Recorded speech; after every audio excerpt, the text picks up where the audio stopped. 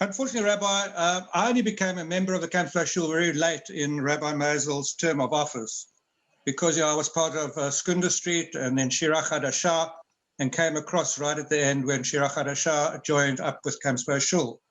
But when I think of Rabbi Maisel's, three thoughts immediately always come into my mind when I hear the name Rabbi Maisel. The first one is gratitude that a couple of months ago, when Diane's uncle, who passed away yesterday, was quite seriously ill and he was in hospital, and the family wanted a rabbi to go and visit Nathan, Diane's uncle.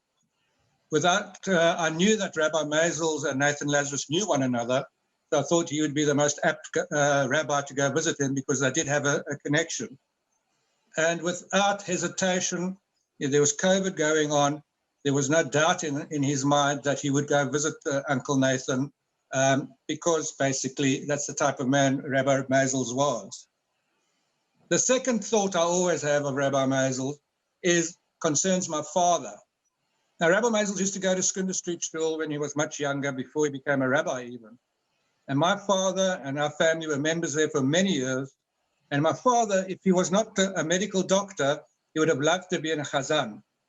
It gave him great joy to sing in the shul.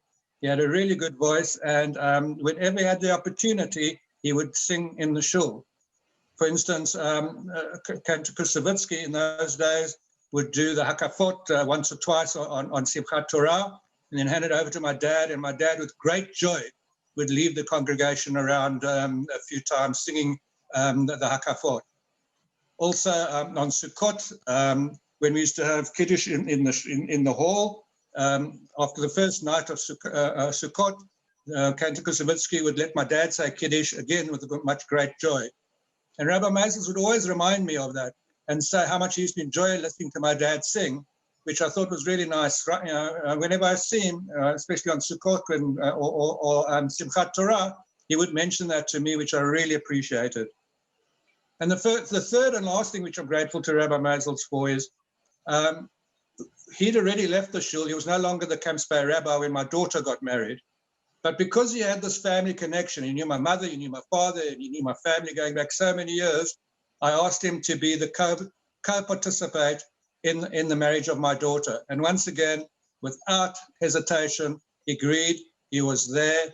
He told wonderful stories about my family under the chuppah, which was such a pleasure to listen to. So those are the three items when I think of Rabbi Maisels that come to mind. And I, for one, will surely miss him.